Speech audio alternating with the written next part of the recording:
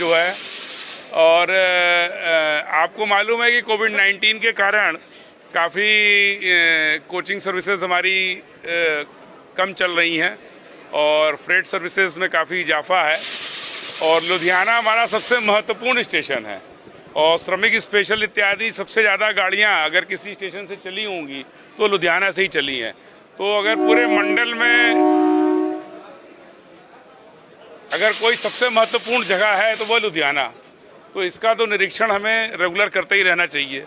तो इसी क्रम में आज भी हम लोग एक निरीक्षण करने आए हैं और संभावना ये भी है कि महाप्रबंधक महोदय भी लुधियाना से निरीक्षण प्रारंभ करें। तो उनके निरीक्षण के संबंधित भी जो बातें होती हैं उसकी तैयारी में सभी ब्रांच अफसरों के साथ हम लोग सभी क्षेत्रों का पूरा निरीक्षण करके उसमें जो भी और सुधार करना है, जो भी चीज़ें बढ़ानी है, वो सभी कार्य करेंगे।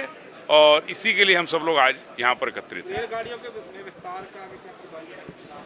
रेलगाड़ियों के विस्तार के बारे में मैंने बताया कि जो पहले भी सेवाएं प्री कोविड में चलती थी वो आज भी चल सकती हैं और रिजर्व ट्रेनों के माध्यम से बहुत सारी गाड़ियां लुधियाना में चल रही हैं। अनरिजर्व ट्रेन्स का चलाने के बारे में अभी कोई प्रोटोकॉल नहीं है, इसलिए जो अनारक्षित जिसको बोलते हैं अनरिजर्व है उसके बारे में अभी कोई कार्य सूचना नहीं है। उसके अलावा जितनी भी आवश्यकताएं हैं उसके हिसाब से समयानुसार गाड़ियों को चलाया जा रहा है।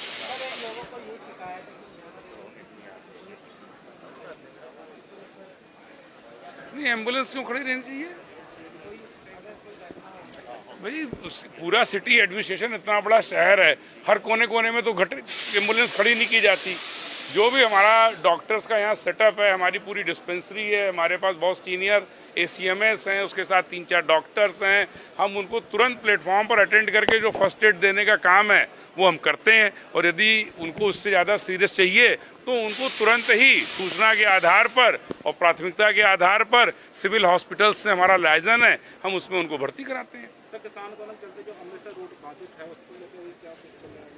देखिए, ये प्रश्न हमारे से पूछना गलत है। रेलवे किसानों के जो भी कार्यक्रम चल रहे हैं उनकी और सरकार के बीच में है।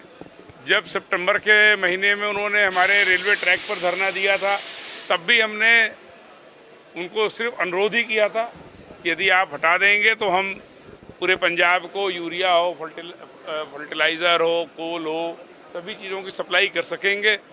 आप सबको पता है कि उसकी वजह से लगभग 2 महीने गतिरोध रहा।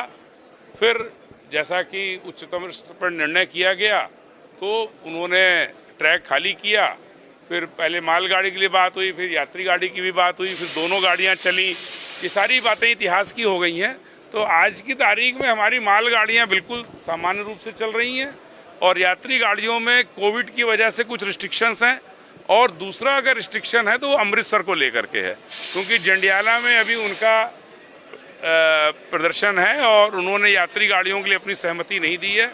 जिस दिन वो यात्री गाड़ियों की सहमति दे देंगे, लगभग 8 पेयर ट्रेनें जो कि शॉर्ट टर्मिनेटेड हैं अम्बाला या उसके पूर्व में, वो सब चलने लगेंगी तो उन सब की सुविधा लुधियाना को भी मिल जाएगी।